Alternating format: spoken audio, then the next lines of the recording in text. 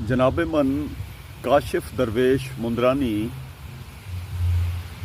Atlanta Georgia امریکہ سے آپ کو خوش آمدید۔ اس وقت صورتحال جو ہے وہ یہ ہے کہ ہمارا ہوم کنٹری پاکستان اور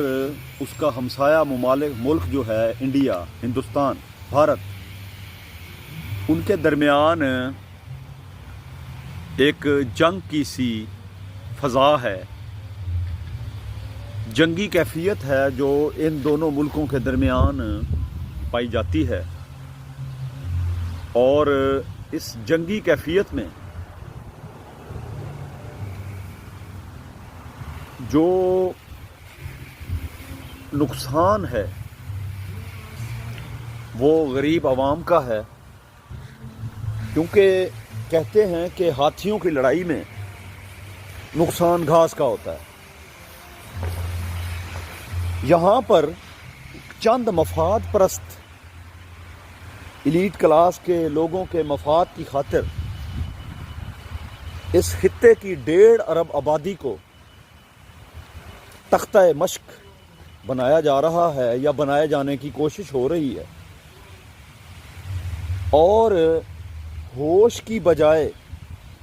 جوش سے کام لیا جا رہا ہے۔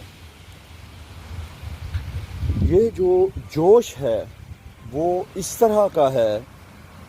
کہ خدا نہ خواستہ یہ معاملہ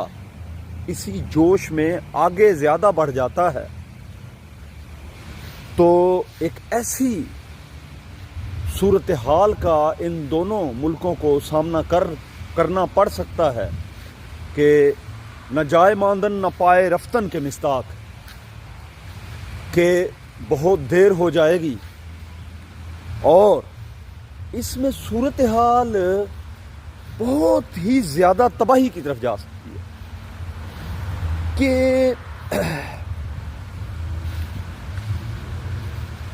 اس وقت بظاہر تو ہمیں یہ نظر آ رہا ہے ساکن پانی ہے، اور اس ساکن پانی کے اندر جو ہے وہ تلاطم خیز طوفان جو ہے، اس کی موجیں تلاطم خیزیاں جو ہیں وہ نظر آ رہی ہیں، اور اس وقت بہت سے شکوک و شبہات ہیں جو پائے جا رہے ہیں۔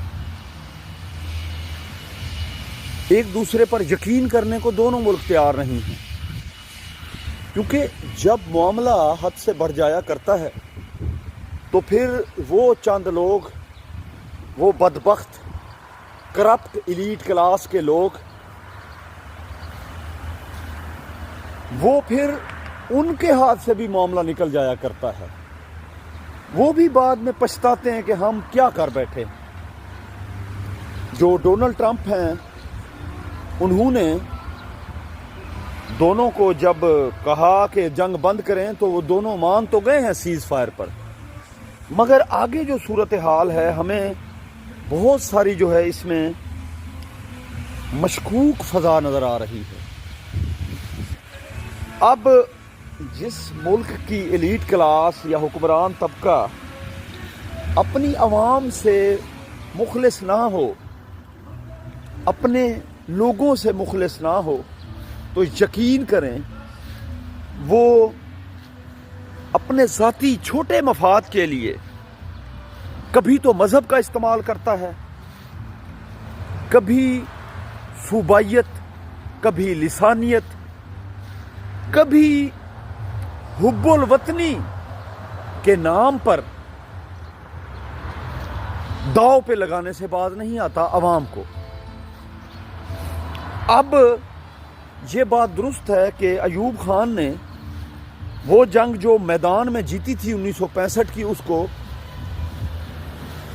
تاشقند میں مذاکرات کی ٹیبل پر وہ جنگ ہار گیا، اور 3 دریا جو ہیں ہمارے وہ گویا کہ انڈیا کے قبضے میں چلے گئے، اور اس میں جو انڈس معاہدہ ہے، انڈس ٹریٹی ہے، سینتاس معاہدہ ہے، اس میں جو انڈیا کو پاکستان کے پانیوں کے استعمال کرنے کا جو اجازت دی گئی اس ایگریمنٹ کے مطابق، وہ بہت بڑی فاش غلطی تھی ہماری اشرافیہ کی، ہماری اسٹیبلشمنٹ کی.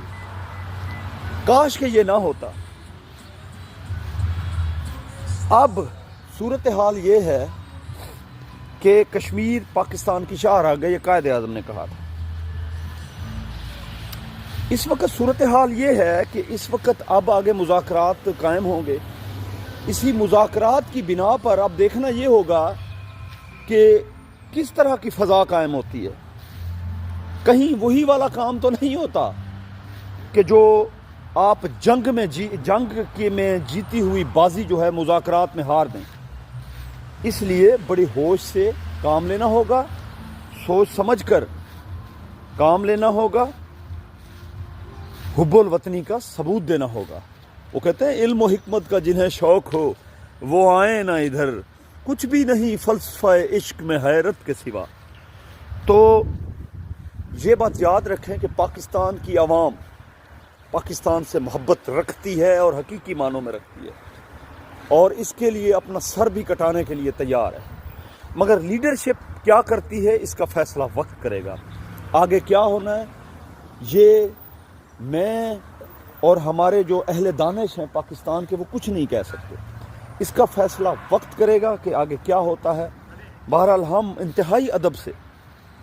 جو مقتدر طبقات ہیں ان کو یہی پیغام دیں گے کہ آپ ہوش مندی سے کام لیجئے. آپ جیتے